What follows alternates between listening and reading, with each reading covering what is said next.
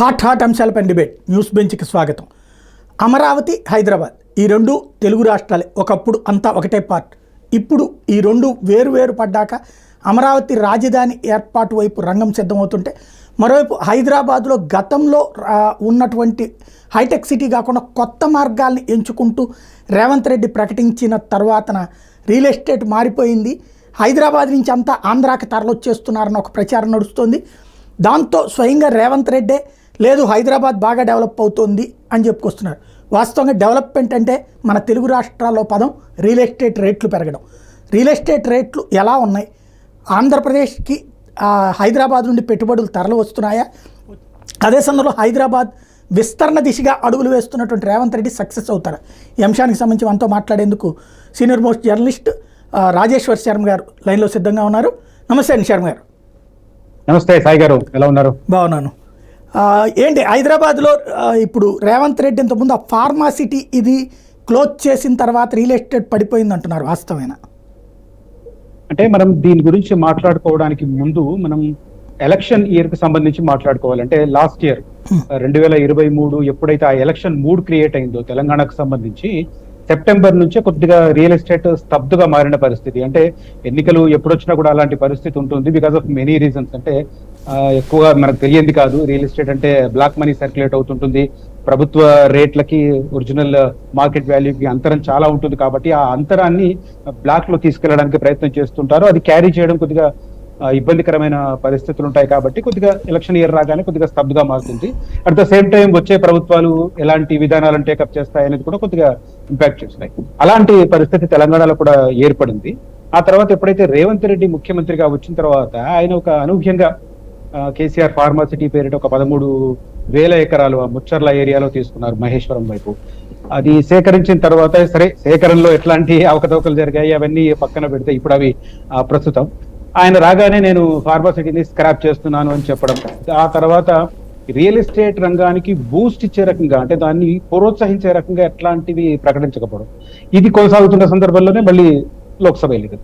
ఇట్లా ఒక 7-8 నెలలుగా ఒక ట్రెండ్ కొనసాగింది. ఎప్పుడైతే ఎలక్షన్స్ కంప్లీట్ అయినాయో, లోక్సభ ఎలక్షన్స్ రిజల్ట్స్ వచ్చేసాయో, ఆ తర్వాత మరి రియల్ ఎస్టేట్ పరిస్థితి ఏంటి అనుకున్న సందర్భంలో కొన్ని అనాలిసిస్లు రకరకాల కథన మీడియా నుంచి, అంటే ఎలక్ట్రానిక్ మీడియా కావచ్చు, ప్రింట్ మీడియా కావచ్చు, కథనాలు అంటే రియల్ ఎస్టేట్ రంగానికి ప్రోత్సాహం ఇచ్చే రకంగా రేవంత్ రెడ్డి ఏం చేయట్లేదు. దానికి తోడు నేను అదే రంగం నుంచి వచ్చానని కూడా చెప్పుకున్నాడు ఆయన ముఖ్యమంత్రి ఆయన కొత్తలో. సో ఇవన్నీ కథనాలు వస్తున్న తరుణంలో ఏదో ఒకటి చేయాలి కదా అనుకుంటున్న తరుణం ఈ సడన్ గా 1 month బ్యాక్ అసెంబ్లీలో ఈ మహేశ్వరం వైపు ప్రధానంగా ముచ్చర్ల సెంట్రిక్ గా కొన్ని కార్యక్రమాలను అనౌన్స్ చేశారు. సేమ్ టైం గతంలో స్క్రాప్ చేసిన ఫార్మా సిటీ కోసం సేకరించిన ల్యాండ్స్ ఏవైతే ఉన్నాయో దాన్ని కూడా మనం దీంట్లో వాడుకుంటున్నామని చెప్పి ఒక ఫార్మా రంగానికే కాకుండా ఐటీ, సాఫ్ట్వేర్ కావచ్చు, హార్డ్వేర్ కావచ్చు, తర్వాత స్పోర్ట్స్ కావచ్చు, తర్వాత ఎడ్యుకేషన్, స్కిల్ యూనివర్సిటీ లాంటివి కావచ్చు, ఇవన్నీ చేస్తున్నాను వరుసగా అని చెప్పి చెప్పడం వల్ల ఒకసారి కొద్దిగా బూస్ట్ వచ్చిన పరిస్థితి. ఇట్లా ఇవన్నీ ఫ్యాక్టర్స్ చూస్తుంటే ఒకవైపు స్తబ్దుగా ఉండడం, ఇంకొక వైపు బూస్ట్ కోసం ప్రభుత్వం ప్రయత్నం చేయడం, బూస్ట్ ఒక ఏరియాకు పరిమితం అవడం వల్ల ఓవరాల్ గా హైదరాబాద్ లో మాత్రం ప్రస్తుతం రియల్ ఎస్టేట్ ధరలకు సంబంధించి స్టాగ్నేషన్ లోనే ఉన్నాయని చెప్పుకోవచ్చు. ఏదైతే గవర్నమెంట్ చెబుతుందో అది గ్రౌండ్ లెవెల్లో మనకు కొద్దిగా ఆచరణలో కనిపిస్తే అప్పుడు దాని ప్రభావం ఎట్లా ఉంటుందండి. ఈలోగా హడావిడి మాత్రం రియల్ ఎస్టేట్ వర్గాల నుంచి మొదలయ్యింది. సేల్స్ కావచ్చు, రీసేల్స్ కావచ్చు, ఆ హడావిడి అయితే కొనసాగుతున్న పరిస్థితి అది ఇప్పుడైతే. రైట్. అంటే ఇప్పుడు మామూలుగా ఇదివరకు కేసీఆర్ రాకముందు కూడా అప్పుడు రాష్ట్ర విభజన టైంలో కూడా ఈ స్తబ్దు ఉంది కదా, అప్పుడు చాలా ఏళ్ల తరబడి ఉన్నట్టుంది. దాని నుంచి తర్వాత ఏ రేంజ్లో పికప్ అయింది అప్పుడు? దీనికి ఎట్లా చెప్పుకోవాలంటే 2009లో ఎప్పుడైతే తెలంగాణ ప్రకటన రావడం, ఆ తర్వాత రాజకీయ పరిణామాలు చాలా చాలా వేగంగా మారిపోయినాయి. మనందరం దానికి ప్రత్యక్ష సాక్షులం. మనం హైదరాబాద్ సెంట్రిక్ గా పనిచేసిన జర్నలిస్టులు అందరం. సో ఆ 5 ఏళ్ల పాటు Telangana real estate almost dump అని చెప్పాలి. డంప్ అంటే డంప్. ఇక ఏమవుతుంది, ఎందుకంటే తెలంగాణలో పర్టికులర్ హైదరాబాద్ లో ఇన్వెస్ట్ చేసే వాళ్ళు మనం దాన్ని కొద్దిగా సాగ్రిగేట్ చేసుకుంటే హైదరాబాద్ లో ఆల్మోస్ట్ అన్ని రాష్ట్రాలకు సంబంధించిన వాళ్ళు ఉన్నారు. ఇక్కడ ఇన్వెస్ట్ చేసే వాళ్ళలో నార్త్ ఇండియన్స్ ఉన్నారు, తర్వాత మహారాష్ట్ర వాళ్ళు ఉన్నారు, మార్వాడీస్ ఉన్నారు, చాలా మంది ఉన్నారు. కానీ మేజర్ షేర్ నా అంచనా ప్రకారం అయితే 25 to 30% ఇన్వెస్ట్మెంట్ ఫ్రమ్ సీమాంధ్ర ప్రాంతానికి సంబంధించినవి. దానికి వేరియస్ రీజన్స్ ఉండొచ్చు, వేరియస్ సెక్టర్స్ ఉండొచ్చు, ఫిల్మ్ ఇండస్ట్రీ కావచ్చు, ఐటీ సెక్టర్ కావచ్చు, ఒక అంచనా ప్రకారం అయితే 25-30% తెలంగాణలో మరి ముఖ్యంగా హైదరాబాద్ లో రియల్ ఎస్టేట్ లో ఇన్వెస్ట్ చేసిన వాళ్ళు సీమాంధ్ర ప్రాంతానికి సంబంధించిన వాళ్ళు. సరే, రాష్ట్రం విడిపోతే ఏంటి పరిస్థితి అనేది కొంత సందిగ్ధమైన పరిస్థితి కొనసాగింది ఆల్మోస్ట్ 4-5 years. సో ఆ టైంలో కంప్లీట్ గా రియల్ ఎస్టేట్ పడకేసిందనే చెప్పాలి. అయితే ఎప్పుడైతే కేసీఆర్ సీఎం అయ్యాడో తెలంగాణ ఏర్పడిన తర్వాత అప్పుడు ఆయనకు 2 ప్రధానమైన టాస్క్లు. ఒకటి, తెలంగాణ విద్యుత్ పరంగా ఘోరంగా వెడిపోయి అగ్రికల్చర్ పూర్తిగా దెబ్బతింటుంది అనుకున్న సందర్భంలో ఫస్ట్ ప్రయారిటీగా విద్యుత్ తీసుకోవాలి, సేమ్ టైం అగ్రికల్చర్ కి సంబంధించిన ఇరిగేషన్ వాటర్ తీసుకోవాలి. దానికి ఆయన వేరే ప్రణాళికలు చేశారు. At the same time Hyderabad image కాపాడుకోవడం కూడా అప్పట్లో ఆయనకు అదొక ఛాలెంజింగ్ టాస్క్. దాన్ని ఇంప్రూవ్ చేయడానికి రకరకాల కార్యక్రమాలు చేశారు. అంటే గతంలో చంద్రబాబు నాయుడు గారు స్టార్ట్ చేసిన ఏ కార్యక్రమాలు ఉన్నాయో వాటిని కొనసాగించడం, ఆ సంస్కరణల పథాన్ని రాజశేఖర రెడ్డి గారు కొనసాగించడం, రోసయ్య గారు కొనసాగించడం, కిరణ్ కుమార్ రెడ్డి గారు కొంతవరకు కొనసాగించడం, ఆ తర్వాత దాన్ని క్యారీ ఫార్వర్డ్ చేసే రకంగా ప్రధానంగా వెస్ట్ హైదరాబాద్ మీద ఆయన ఎక్కువ ఫోకస్ చేశారు ఫస్ట్ 3-4 ఏళ్ళు. ఆ తర్వాత ఇక మిగతా ఏరియాలో కూడా రావాలనే ఉద్దేశంతో కొన్ని ఫార్మాసిటీస్ కావచ్చు, తర్వాత యాదాద్రి టెంపుల్ కావచ్చు. అది మనందరికీ తెలుసు, యాదాద్రి టెంపుల్ ఏ లెవెల్లో ప్రచారం, ఏ లెవెల్లో రియల్ ఎస్టేట్ వాళ్ళకు ఉపయోగపడిందో. అట్లా 3 వైపులా కూడా, అంటే west Hyderabad already started 19th century నుంచి స్టార్ట్ అయినాయి, 90వ దశకం నుంచి స్టార్ట్ అయినాయి. ఆ తర్వాత సౌత్, ఆ తర్వాత ఇటుదంతా తీసుకొచ్చారు. ముచ్చింతల వ్యవహారం కూడా మనకు తెలుసు, సదరన్ పార్ట్ ఆఫ్ హైదరాబాద్ కి సంబంధించి, యాదాద్రి ఈస్టర్న్ పార్ట్ కి సంబంధించి ఇవన్నీ టేకప్ చేశారు. రియల్ ఎస్టేట్ కి సంబంధించి ఇవన్నీ కార్యక్రమాలు ఉపడ్డాయి. ఇంకా సెకండ్ ఫేజ్ లో కూడా, అంటే ఆయన సెకండ్ టర్మ్ అయిన తర్వాత కూడా ఇవే యాదాద్రిని కంప్లీట్ చేసే టాస్క్ తీసుకున్నారు. అఫ్ కోర్స్ కొన్ని రాజకీయపరమైన ఇబ్బందుల కారణంగా యాదాద్రి అనుకున్న స్థాయిలో రియల్ ఎస్టేట్ కు బూస్ట్ ఇవ్వలేకపోయింది. ఆ తర్వాత సదరన్ పార్ట్ లో ఆ ముచ్చింతల్ ఏరియా కావచ్చు, అవన్నీ ఫార్మాసిటీ కావచ్చు, ఇవన్నీ టేకప్ చేశారు. సేమ్ టైం కొంత జీవో 111 రద్దు చేయడం కూడా కొంత ఇంపాక్ట్ చూపించే ప్రయత్నం జరిగింది. దాన్ని పక్కన పెట్టేసి జీవో 69 తీసుకొచ్చారు. ఆ తర్వాత దాన్ని కోర్టు జోక్యం చేసుకోవడం, ఏవైతే 111 జీవో కింద ఆ ప్రాంతానికి ఒక పరిరక్షణ ఏర్పడిందో, జంట జలాశయాలకు సంబంధించిన వాటర్ ను క్యారీ చేసే ప్రాంతాలకు సంబంధించి ఏవైతే రక్షణ కల్పించారో 111 జీవోలో, ఆ రక్షణలను కొనసాగిస్తామని చెప్పి హైకోర్టుకు నివేదించినా కూడా కోర్టు దాన్ని పట్టించుకోలేదు. ఎందుకంటే ఒక జీవోలో ఉన్న వాటిని మీరు స్క్రాప్ చేస్తూనే అవే దాన్ని మళ్ళీ ఇంప్లిమెంట్ చేస్తామని ఇంకో జీవో తీసుకురావడం, ఇదంతా కొద్దిగా గందరగోళమైన పరిస్థితి ఏర్పడింది. సో మొత్తం మీద రియల్ ఎస్టేట్ బూస్ట్ కోసం కొన్ని కార్యక్రమాలు చేపట్టిన, కొన్ని నిర్ణయాల వల్ల అది అటు ఇటుగా వెళ్ళిన పరిస్థితి. బట్ ఓవరాల్ గా హిజ్ 9.5 years టెన్యూర్ లో maximum real estate Boost Hyderabad image కాపాడడానికి ప్రయత్నం చేశారనే చెప్పుకోవాలి. రైట్. సుదీర్ఘంగా చూస్తే అంటే చంద్రబాబు గారి టైంలో మనకి ఆ ఎల్ఎన్టీ టవర్ కనబడుతుంది. ఆ తర్వాతన రాజశేఖర రెడ్డి ఎక్స్పాన్షను, కేసీఆర్ ఎక్స్పాన్షను, ఈ 3 దశల్ని ఎలా చూస్తాం? ఎప్పుడు హయ్యెస్ట్ ఇన్కమ్ రేంజ్కి వెళ్ళింది రియల్ ఎస్టేట్? దీనికి చెప్పుకోవాలి అంటే దీనికి 2 కారణాలు మనం ఎలా చూసుకోవాలంటే, ఆ రోజున్న మార్కెట్ వాల్యూ, జనరేట్ అయిన మార్కెట్ అమౌంట్ అట్లా చూసుకుంటే చంద్రబాబు టైంలో స్టార్ట్ అయింది. రాజశేఖర రెడ్డి ఫస్ట్ 5 years బాగా పీక్ లెక్కి వెళ్ళింది. ఆ తర్వాత మళ్ళీ కాంగ్రెస్ కంటిన్యూ అయినా కూడా డౌన్ లోనే. ఎప్పుడైతే 2014లో తెలంగాణ ఏర్పడిన తర్వాత ఒక 2 ఏళ్ల పాటు అదే స్టాగ్నేషన్ కొనసాగింది. 2016 నుంచి 2019 వరకు ఒక పీక్ లెవెల్లో వెళ్ళిందని చెప్పుకోవాలి. అది హైయెస్ట్ వాల్యూమ్ ఆఫ్ ట్రాన్సాక్షన్స్, అదే రకంగా హైయెస్ట్ వాల్యూమ్ ఆఫ్ రెవెన్యూ కూడా గవర్నమెంట్ కావచ్చు, అదే రకంగా ఇన్వెస్ట్ చేసిన వాళ్ళకి కావచ్చు, తర్వాత రియల్ ఎస్టేట్ సంస్థలకు కావచ్చు. 2016 to 2019 అదే బూస్ట్ కంటిన్యూ అయ్యేదేమో, కరోనా దెబ్బ కొట్టిందని చెప్పాలి. కానీ ఇక్కడ ఇంకొక ప్రధానమైన ఇష్యూ చెప్పుకోవాలి ఏంటంటే టర్నింగ్ పాయింట్ చెప్పుకోవాలి. టర్నింగ్ పాయింట్ అని చెప్పాలంటే నా ఉద్దేశంలో 1999 ఎప్పుడైతే చంద్రబాబు 2వ సారి ముఖ్యమంత్రి అయ్యారో అప్పటి నుంచి ఆ 5 ఏళ్లు మాత్రం ఒక టర్నింగ్ పాయింట్ గానే చెప్పుకోవాలి. దాన్ని రాజశేఖర రెడ్డి గారు కూడా కంటిన్యూ చేశారు, ఎక్కడ బ్రేక్ చేయలేదు. ఆ సంస్కరణల పథకం కావచ్చు, ఆ ఐటీ సెక్టర్ కు బూస్ట్ కావచ్చు. కాకపోతే వాల్యూమ్ పరంగా చూస్తే మనీ వాల్యూ పెరిగింది కాబట్టి మనకు నేను చెప్పిన 2016 నుంచి 19 మనకు వాల్యూమ్ ఎక్కువ కనిపిస్తుంది, అమౌంట్ ఎక్కువ కనిపిస్తుంది. కానీ కంపేర్ టు ఆ ఓల్డర్ డేస్ కంటే 1999 కంటే ముందున్న రెవెన్యూ, అప్పుడున్న రియల్ బూస్ట్ కు 1999 to 2004 వరకు, 2004 నుంచి 2009 రాజశేఖర రెడ్డి గారు చనిపోయే వరకు ఆ 10 ఏళ్ల కాలమే అద్భుతమైన కాలం అని చెప్పాలి హైదరాబాద్ ప్రోగ్రెస్ కి సంబంధించి. దాని కారణాలు మన ప్రత్యక్ష సాక్షుల ఔటర్ రింగ్ రోడ్డు ఏర్పాటు కావచ్చు, తర్వాత శంషాబాద్ రావడం కావచ్చు, ఇటు మాదాపూర్ లో ప్రారంభమైన ఐటీ విప్లవం అనేది గచ్చిబౌలి మీదుగా, నానకరాంగూడ మీదుగా, ఫైనాన్షియల్ డిస్ట్రిక్ట్ మీదుగా ఇవాళ కోకాపేట చేరిందంటే ఆ రోజు పడ్డ విత్తనాలే కారణం అని చెప్పి నేను నమ్ముతాను. సేమ్ టైం 2014లో రకలాకార కారణాలు ఉన్నాయి. 2000 రాష్ట్రం ఏర్పడిన తర్వాత ఒక 2 ఏళ్ళు సబ్దుగా ఉన్నా కూడా 2016 నుంచి 2019 మధ్య 3 ఏళ్ల కాలం మాత్రం తెలంగాణకు సంబంధించి మరీ పర్టికులర్ గా హైదరాబాద్ కు సంబంధించిన రియల్ ఎస్టేట్ లో ఒక గోల్డెన్ పీరియడ్ గా చెప్పుకోవాలి. ఇంకా చెప్పాలంటే ఒక అడుగు ముందుకేసి డైమండ్ పీరియడ్ గా చెప్పుకోవాలి. రియల్ ఎస్టేట్ సంస్థలు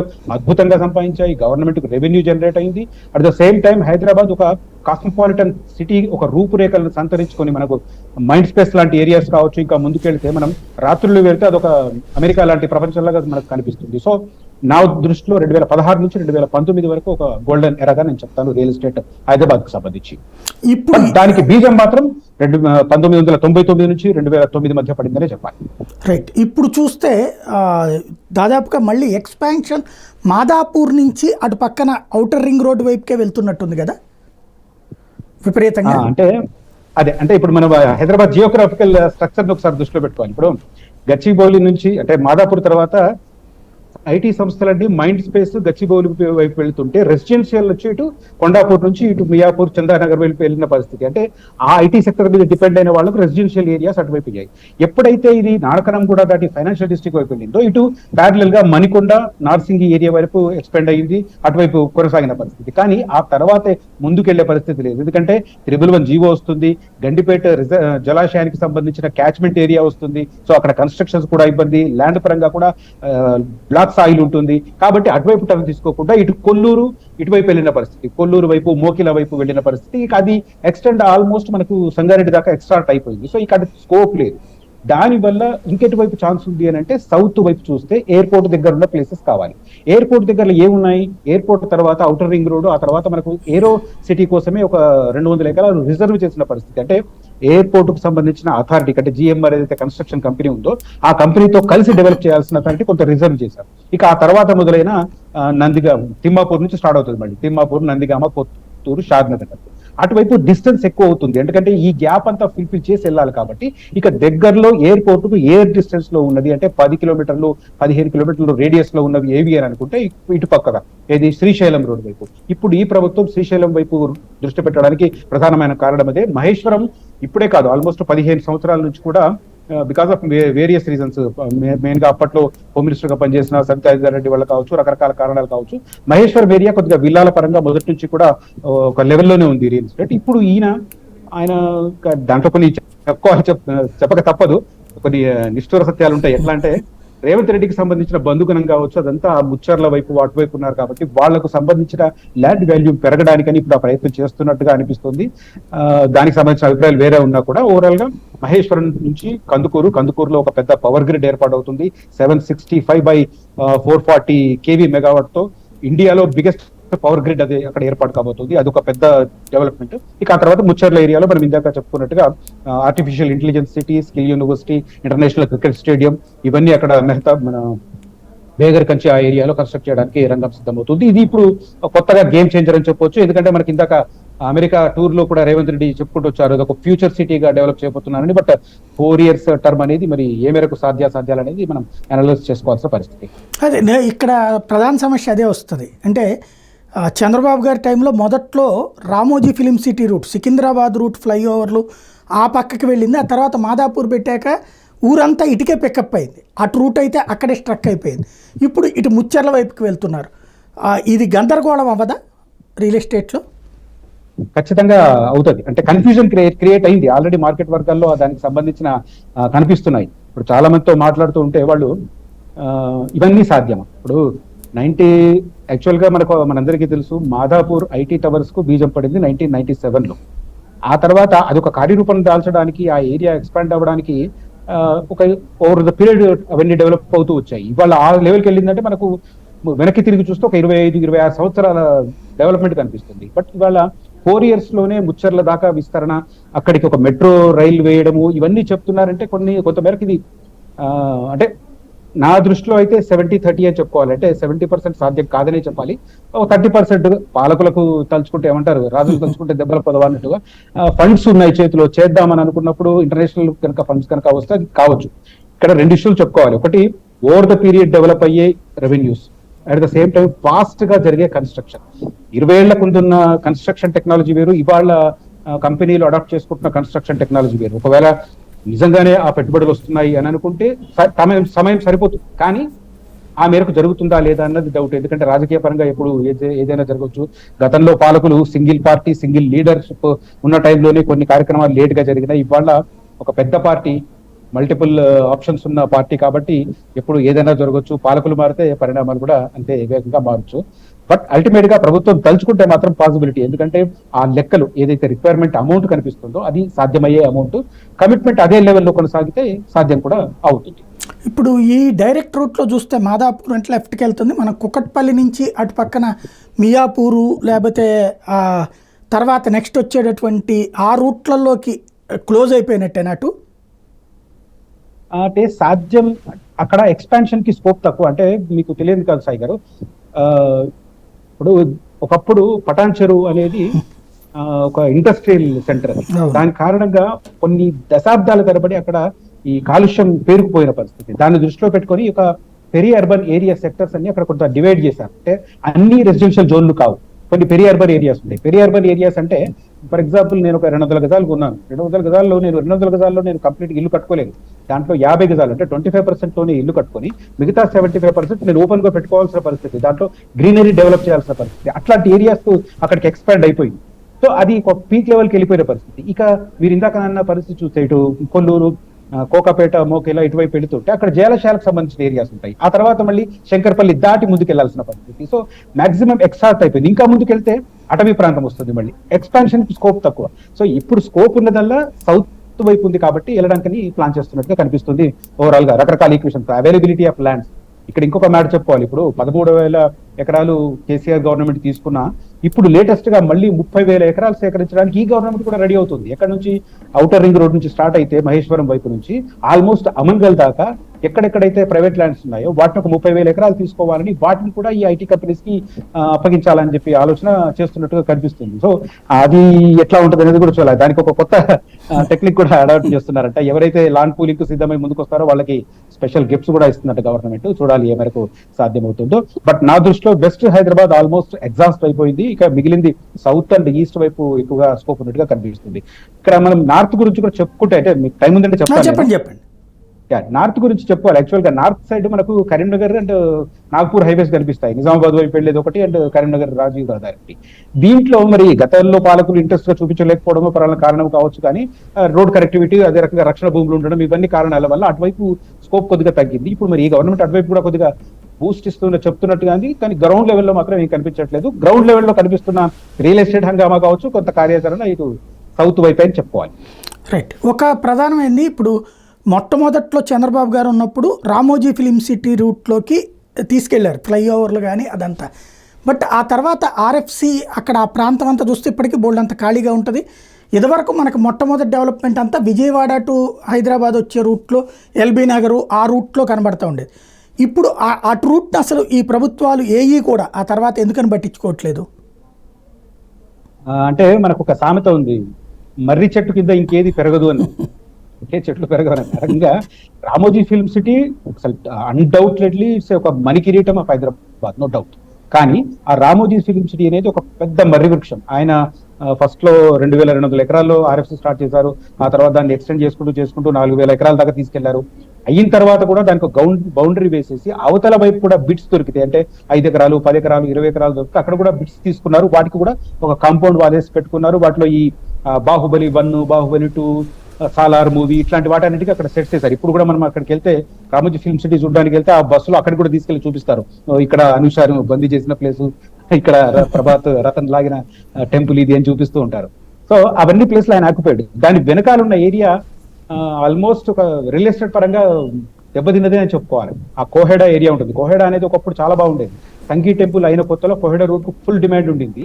కానీ because of the Ramoji film city developments వల్ల ఆ కోహెడా రూట్ కంప్లీట్ గా దెబ్బతిన్నది. కోహెడా రూట్ లో 15-20 ఏళ్ల కింద 4,000, 5,000 కొన్నవాళ్ళు ఇవాళ కూడా 5-6 వేలకు ఎవరైనా ఇస్తే అమ్మేసుకుంటాం, 8,000 ఎవరైనా ఇస్తే అమ్ముకుంటామన్న అవి వినిపిస్తున్నాయి మనకు. మాకు కొంతమంది ఎంక్వైరీస్ కూడా వస్తూ ఉంటాయి, మాకు కూడా వస్తూ ఉంటాయి. ఆశ అనిపిస్తారు, అన్ని 15 సంవత్సరాల కింద కొన్నారు, మీరు కనీసం డబల్ అన్నవి చెప్పట్లేదు, 2,000, 3,000 ఎక్కువ వస్తే చాలా అంటున్నారు ఏంటి అని అంటే ఆ పరిస్థితి అట్లా ఉంది. దానికి తోడు కొన్ని వేరే ఈక్వేషన్స్ కూడా ఉన్నాయి కొన్ని అవి. బట్ ఓవరాల్ గా నా దృష్టిలో విజయవాడకు సంబంధించి first Hyderabad real estate market begin అయింది విజయవాడ హైవే మీద. రామోజీ ఫిల్మ్ సిటీ ఎదురుగా మౌంట్ ఓపెరా అని ఉంటుంది. మౌంట్ ఓపెరా శ్రీమిత్ర వాళ్ళు ఎప్పుడో అది 2001 ఆ టైంలో స్టార్ట్ చేసిన పరిస్థితి. అక్కడ నుంచి మొదలు పెడితే మనకు చౌటుప్పల్ దాకా చాలా వెంచర్స్ కనపడ్డాయి. సుచీర్ ఇండియా వాళ్ళే కావచ్చు, చాలా ఉంటాయి వెంచర్స్. కానీ ఈ because of Ramoji film city అనే ఒక హర్డిల్ వల్ల అటువైపు పోయింది. దానికి తోడు వాటర్ అనేది కూడా మనకు తెలుసు. మనకు నల్గొండ రూట్ మొదలైతేనే మనం బిగినింగ్ లో కూడా రాసాం ఫ్లోరోసిస్ కి సంబంధించిన ఆ ప్రాబ్లం కూడా అక్కడ ఉండింది. ఒకటి ఇనిషియల్ డేస్ లో డెవలప్ కాకపోవడానికి వాటర్ ఇష్యూ పరంగా దెబ్బ వచ్చింది. తర్వాత రామోజీ ఫిల్మ్ సిటీ కూడా ఇంకో రెండో కారణం. కానీ ఇప్పుడు ఆ రూట్ కు మళ్ళీ బూస్ట్ వస్తుంది అని చెప్పడానికి కొన్ని ఇండికేషన్స్ కూడా కనిపిస్తున్నాయి.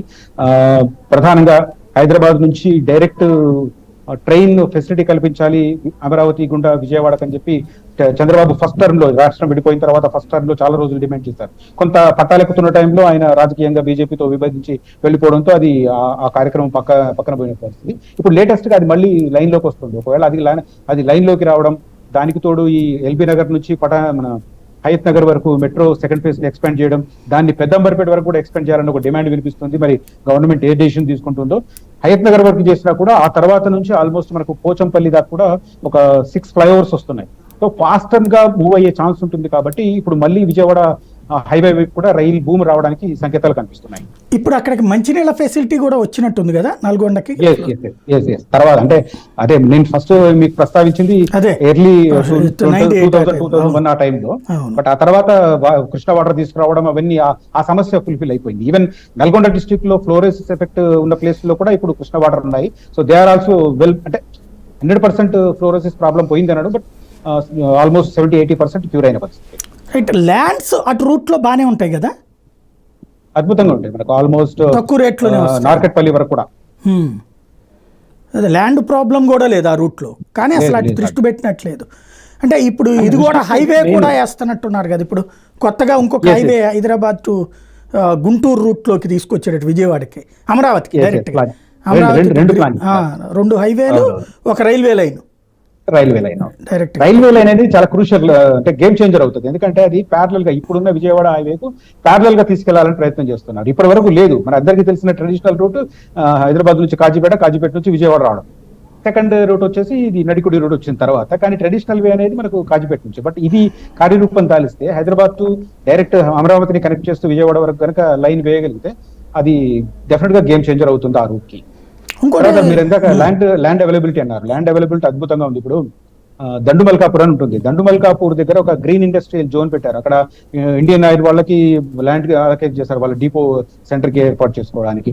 తర్వాత సూర్యాపేట వరకు కూడా ఒక ఇండస్ట్రియల్ క్లస్టర్ గా మొన్న మంత్రి శ్రీధర్ బాబు అనౌన్స్ చేసిన పరిస్థితి. సో ల్యాండ్ అవైలబిలిటీ పుష్కలంగా ఉంది విజయవాడ. ఇవన్నీ కూడా ఇప్పుడు నేను ఇందాక చెప్పిన కార్యక్రమాలు అన్ని కనుక పట్టాలెక్కితే డెఫినెట్ గా ఆ రూట్ లో మళ్ళీ రియల్ భూమి చూడొచ్చు. మనం ఎర్లీ 2001 ఆ టైంలో చూసిన భూమి మళ్ళీ మనం విజయవాడ హైవే మీద చూసే సంకేతాలు కనిపిస్తున్నాయి. అంటే వీళ్ళు ఏమన్నా ఆలోచిస్తున్నారు అసలు అట్లాగా రేవంత్ ప్రభుత్వం? అంటే ముచ్చర్ల వైపే వెళ్ళిపోతే ఇటు ఇంకేముంది కదా. ముచ్చర్ల అనేది ఒక డిఫరెంట్ సెక్టర్ కింద ఒక 4వ నగరంగా ఫ్యూచర్ సిటీగా అది ప్లాన్ చేస్తున్నారు. అది కాకుండా వేరే రూట్ ఏదైనా ఇంట్రెస్ట్ చూపిస్తున్నారు అంటే విజయవాడ హైవేని. విజయవాడ హైవేలో ఈ సూర్యాపేట వరకు, అంటే మనకు హైదరాబాద్ నుంచి విజయవాడ సూర్యాపేట 135 కిలోమీటర్లు.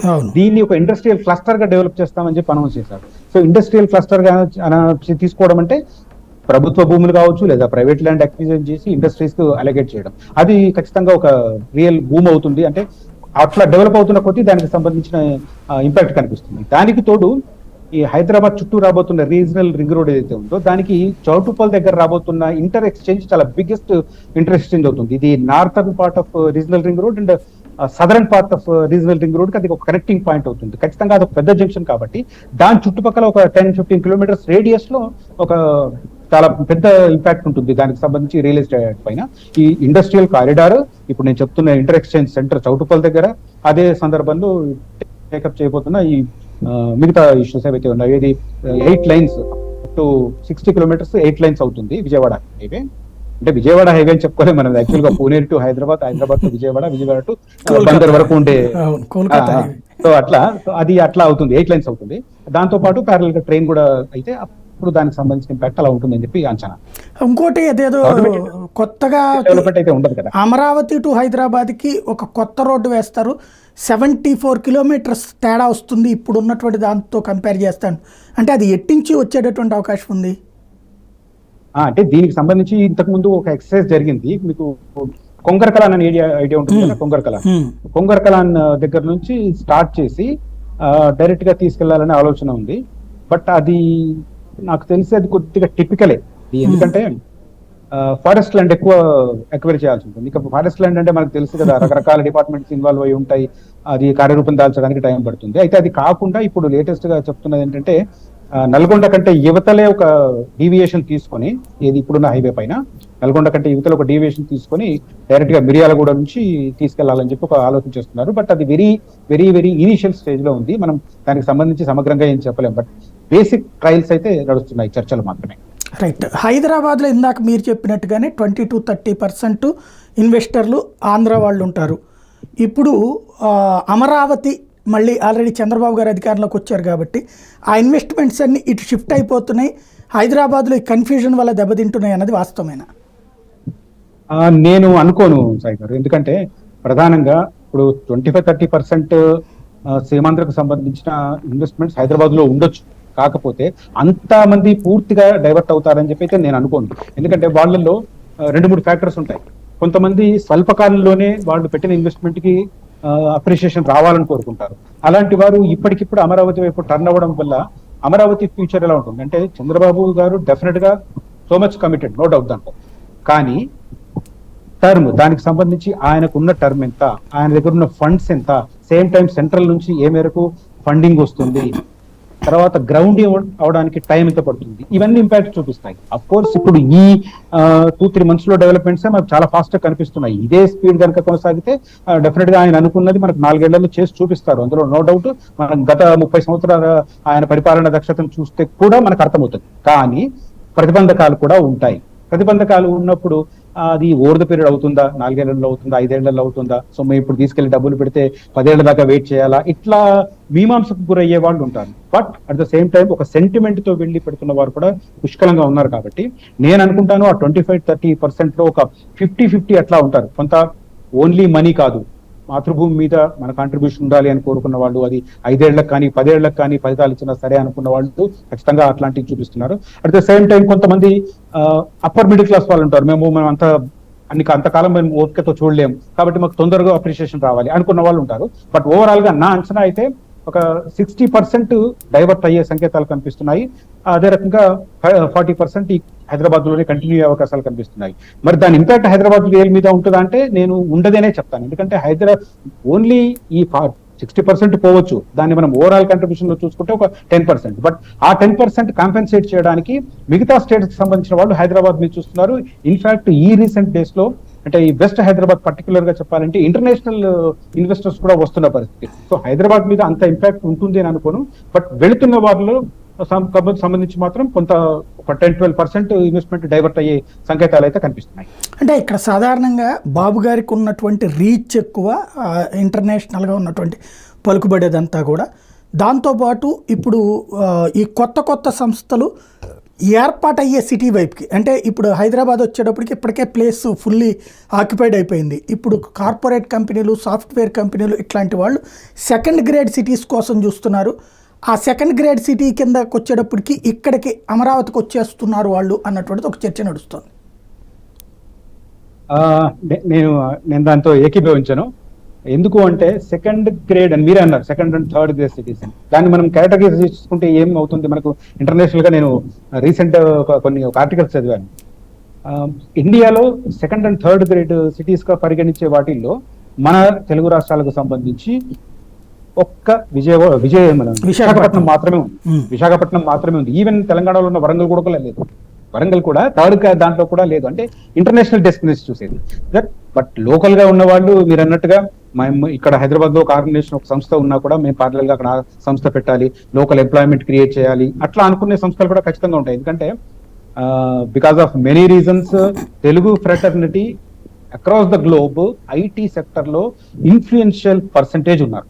అది మనం ఖచ్చితంగా గర్వంగా చెప్పుకోవాల్సిన పరిస్థితి. సో వాళ్ళు ఆ సంస్థలను ఖచ్చితంగా ఇన్ఫ్లుయెన్స్ చేస్తారు కాబట్టి కొంత డైవర్ట్ అవుతుంది. దానికి తోడు మీరు అన్నట్టుగా బాబు గారి దక్షత కూడా యాడ్ అవుతుంది, డెఫినెట్ గా ఉంటుంది. కానీ అబ్నార్మల్ గా అయితే ఉంటుందని మనం ఎక్స్పెక్ట్ చేయలేము. రైట్. అంటే ఇప్పుడు ఉన్నటువంటి హైదరాబాద్లో కొత్తగా ఇన్వెస్ట్ చేయాలి అంటే రియల్ ఎస్టేట్ వెంచర్లు వేసేటటువంటి వాళ్ళు అక్కడ ప్రాఫిట్స్ ఇప్పుడు ఇక్కడ కొత్తగా ఏర్పాటు అవుతున్నటువంటి సిటీ కాబట్టి ఇక్కడ ప్రాఫిట్ అందులో ఇప్పుడు యాగ్రెసివ్ గ్రోత్ వైపుకి పరిగెడుతుంది కాబట్టి అందులో ఇప్పుడే కొత్త కొత్త కంపెనీలు అన్నీ వస్తున్నాయి. ఎస్పెషల్లీ ఇక్కడ ఒక 55,000 ఎకరాలు రెడీలో ఉన్నటువంటి సందర్భంలో ఇక్కడ రెసిడెన్షియల్ పర్పస్ ఇవన్నీ కావాల్సి వస్తాయి. అప్పుడు అక్కడ ఇన్వెస్ట్మెంట్స్ ఆపేసి ఇక్కడికి తీసుకురారా? ఎస్, ఇక్కడ మనం ఒక పాయింట్ చెప్పుకోవాలి. ఎమర్జింగ్ అనేది మోస్ట్ ఇంపార్టెంట్. ఎమర్జింగ్ అవుతున్నప్పుడు దాంట్లో ఇంకో చేయబడుతుంది. బిగినింగ్ లో ఉన్నప్పుడు ఒక చేయి పడదు, చూస్తుంటారు, దూరం నుంచి అబ్జర్వ్ చేస్తుంటారు. ఒకటి రెండు స్టెప్స్ పడ్డాయి, ఇంకొక స్టెప్ యాడ్ అవుతుంది. అట్లాంటి మెంటాలిటీ ఉంటుంది రియల్ ఎస్టేట్ కి సంబంధించి పర్టికులర్ గా. సో నేను దాంతో నేను ఏకీభవించు. ఎందుకు అంటే స్టార్టింగ్ నుంచి మొదలు పెడుతున్నారు. మనందరం మర్చిపోలేని ఒక పాయింట్ ఏంటంటే 2014 నుంచి 2019 వరకు ఏంటి, 2019 నుంచి మొన్నటి ఎలక్షన్స్ వరకు ఏంటి, పర్టికులర్ గా అమరావతి విషయంలో కదా. దాన్ని అయితే మనం కొట్టిపారేయలేని పరిస్థితి. అది ఒకరు చెప్పాలంటే అది నేను వ్యాఖ్యానిస్తాను. ఒక నార్మల్ గా చెప్పాలంటే అది ఒక బ్లాక్ డేస్ గానే చెప్తాను నేను అమరావతి విషయం. ఖచ్చితంగా బ్లాక్ డేస్ అనే చెప్తాను. 2019 నుంచి 2023 వరకు ఉన్న కాలం అమరావతికి సంబంధించి బ్లాక్ డేస్ గానే చెప్తాను నేను. సో ఆ బ్లాక్ ఎరాను దాటిన అమరావతి మళ్ళీ వెలుగులు చిందాలంటే కొద్దిగా వేచి చూసే ధోరణి ఖచ్చితంగా పడుతుంది. పర్టికులర్ గా రియల్ ఎస్టేట్ సెక్టర్ ఎప్పుడు ఇలాగే ఉంటుంది. మీరు అన్నట్టు సంస్థలు రావచ్చు, సంస్థలు ఏర్పాటు కావడానికి టైం పడుతుండొచ్చు. ఆ రిజల్ట్స్ కనపడ్డ తర్వాత రియల్ ఎస్టేట్ కి సంబంధించిన వాళ్ళు ఎక్కువ ఉంటారు. ఇప్పుడు హడావిడి జరుగుతుంది కదా, జరుగుతుంది ఖచ్చితంగా. కానీ ఏ బేస్ లో జరుగుతుందంటే నాకు తెలిసినంత మటుకు 2014 ఆ టైంలో ఎప్పుడైతే అమరావతి అనౌన్స్ అయింది, 2015 తర్వాత, ఆ టైంలో 1 year తర్వాత అయింది కదా. సో ఆ అమర్జ్ అనే టైంలో ఒక్కసారి పెరిగింది, బాగా పెరిగింది. పెరిగిన తర్వాత మళ్ళీ డౌన్ అయింది. ఒక ఉదాహరణ చెప్తాను. 1,00,000 రూపాయలు పెట్టుబడి పెట్టిన వాడు నాకు 50,000 వస్తే చాలా అనుకున్న పరిస్థితులు కూడా చూస్తాం కదా. 1 year బ్యాక్ కూడా నాకు 50,000 వెనక్కి వస్తే చాలా అనుకున్న పరిస్థితి. సో అట్లాంటి పరిస్థితి నుంచి మళ్ళీ బిగిన్ అవుతుంది. నేను అనేది జీరో నుంచి బిగిన్ అయితే మీరు అన్నట్టు ఉండొచ్చు, కానీ అక్కడ మైనస్ నుంచి బిగిన్ అవుతుంది. మైనస్ నుంచి బిగిన్ అవుతున్నప్పుడు అది జీరోకి రావాలి, జీరో నుంచి ప్లస్ కి రావాలి. ఎప్పుడైతే ప్లస్ కి వస్తుందో అప్పుడు మీరు అన్న ఫ్యాక్టర్స్ ప్రభావం చూపిస్తాయి, దానికి సంబంధించిన ప్రభావం. ఇక అప్పుడు ర్యాపిడ్ వేగంతో వెళ్లే అవకాశం ఉంటుంది. బట్ అప్పటిదాకా మాత్రం ఇప్పుడున్న సిచ్యువేషన్ కంటిన్యూ అవుతుంది. ఇప్పుడు జరుగుతున్న హడావిడి రియల్ ఎస్టేట్ లో రంగంలో జరిగేదే. ఇప్పుడు ఏదైతే హైదరాబాద్ విషయంలో మహేశ్వరం ఏరియాలో జరుగుతుంది, అటు అదిగో పులి అంటే ఇదిగో తోక అన్నట్టుగా గవర్నమెంట్ ఒక టన ఉంచగానే ఇటు గ్రౌండ్ లెవెల్లో వచ్చేస్తుంది. కొనే వాళ్ళ విషయంలో, అమ్మే వాళ్ళ విషయంలో గవర్నమెంట్ చెప్తే ఇప్పుడు అవుతుందా, గవర్నమెంట్ చెప్పినాడికి చూద్దాంలే, అది అయినాడికి చూద్దాంలే, కాబట్టి రేట్ ఇంతే అని అమ్మే వాళ్ళ విషయంలో ఉంటది. కొనే వాళ్ళ విషయంలో మాత్రం గవర్నమెంట్ చెప్పింది అద్భుతంగా పెరిగిపోతుందని చెప్పి ఇట్లా ఉంటది. సో అదే హడావిడి మనకి ఇప్పుడు అమరావతిలో కూడా కనిపిస్తుంది. సో మైనస్ నుంచి జీరోకి రావాలి, జీరో తర్వాత అది పురోగమించాలి. కాబట్టి ఆ స్టాగ్నేషన్ పీరియడ్, అదైతే ఆ గ్యాప్ పీరియడ్ ఉంటుందో అది చాలా క్రూషియల్ అని నా అభిప్రాయం. రైట్. మీకు సుదీర్ఘంగా అనుభవం ఉంది రియల్ ఎస్టేట్ పాయింట్ ఆఫ్ వ్యూలో. ఈ ఏదైతే అప్పుడు 2009, 2014 మధ్యలో వెంచర్లు అండర్ కన్స్ట్రక్షన్లో ఉన్నాయన్నీ ఎక్కడికక్కడ ఆగిపోయినాయి. ఆ ఇంపాక్ట్ కోలుకోవడానికి ఎంత టైం పట్టింది? ఈవెన్ ఇప్పుడు అమరావతిలో కూడా 2019 నుంచి 2024 మధ్యలో హైవేకి ఆనుకుని ఉన్నటువంటి వెంచర్లు కూడా, ఇంక్లూడింగ్ అపర్ణ లాంటి వెంచర్స్ కూడా ఆపేశారు ఆ టైంలో, అండర్ కన్స్ట్రక్షన్లో ఉన్నాయన్నీ. ఇప్పుడు ఇవి పుంజుకోవడానికి టైము లేదా వాటి ఇంపాక్ట్ అంటే ఒకసారి స్టార్ట్ చేసి కొంత ఏది డబ్బులు కూడా పబ్లిక్ దగ్గర కలెక్ట్ చేసి మధ్యలో ఆగి ఆ తర్వాత మళ్ళీ తీసుకుని వస్తే పికప్కి ఎంత టైం తీసుకుంటుంది? రైట్. ఇప్పుడు అమరావతికి సంబంధించి మనకు విజయవాడ నుంచి అమరావతిని కనెక్ట్ చేస్తున్న ఏరియాస్, అదే రకంగా ప్యారలల్ గా ఈ కోల్కతా చెన్నై హైవేస్ ప్యారలల్ గా జరుగుతున్న డెవలప్మెంట్స్ ఉన్నాయి కదా. ఆ డెవలప్మెంట్స్ ఖచ్చితంగా మనకు over the period 6 to 1 year లోనే మంచి ఇంపాక్ట్ చూపిస్తుంది. బట్ కోర్ క్యాపిటల్ ఏరియాకి సంబంధించి ఏదైతే పూర్తిగా గత 5 ఏళ్లుగా మరుగున పడ్డ ప్రాంతం ఉంది కదా, ఆ ప్రాంతంలో చంద్రబాబు గారు ఏ మేరకు ఇప్పుడు మొన్న మధ్య ఆ క్లియరెన్స్ కి సంబంధించి స్టార్ట్ అయింది, ఏ మేరకు మళ్ళీ ఒక స్ట్రక్చర్ తీసుకొస్తారో ఆ స్ట్రక్చర్ వచ్చిన టైం ని బట్టి మనకు ఆ కోర్ క్యాపిటల్ ఏరియాకు ఇటు పక్కన కృష్ణానది వైపు ఉన్న పక్కన ఉన్న ఏరియాస్ లో బూస్ట్ అయ్యే అవకాశం ఉంది. బట్ అది టైం పడుతుందని నేను అనుకుంటాను. ఈ విజయవాడ టు అమరావతి వరకు ఉన్న కనెక్టివిటీ, ఆ తర్వాత ప్యారలల్ గా ఈ కోల్కతా టు చెన్నై హైవే ఏదైతే ఉందో ఆ హైవే ఏరియాస్ సంబంధించి మాత్రం ఇప్పుడు రియల్ బూమ్ అద్భుతంగా ఉంటది. నో డౌట్ దాంట్లో 1-2 years లో మంచి రిజల్ట్స్ వస్తాయి. కానీ సేమ్ టైం రియల్ ఎస్టేట్ రంగ సంస్థలు చేసే హడావిడి కూడా కొద్దిగా దృష్టిలో పెట్టుకోవాలి. మల్టిపుల్ ఫ్యాక్టర్స్ దృష్టిలో పెట్టుకుని సెలెక్ట్ చేసుకోవాలి పర్టికులర్ గా ఇన్వెస్టర్స్ అని నా అభిప్రాయం. రైట్. ఫైనల్గా ఒక్కటి చెప్పండి, ఇవాళ ఉన్న ఈ సిచ్యుయేషన్ అంటే 2 రాష్ట్రాలు ఒకదానికొకటి పోటీ పడుతున్నాయి. 2 రాష్ట్రాల్లో సైమల్టేనియస్గా ఇన్వెస్ట్ చేయగలిగినటువంటి కెపాసిటీ రియల్ ఎస్టేట్ రంగానికి, అలాగే వాళ్ళ దగ్గర కొనుగోలు చేసే స్టేజ్లో పబ్లిక్కి ఇన్కమ్ సోర్సెస్ రేంజ్ ఉందా? నో డౌట్ దాంట్లో అంటే ఇన్వెస్ట్ చేసే వాళ్ళు ఇప్పుడు అప్పర్ మిడిల్ క్లాస్ నుంచి ఆ పైనే వాళ్ళే. అప్పర్ మిడిల్ క్లాస్ కంటే కింద ఉండి ఇబ్బందులు పడుతున్న వాళ్ళు ఎవరు అసలు ఆ ఇన్వెస్ట్మెంట్ ఆలోచనే చేయరు.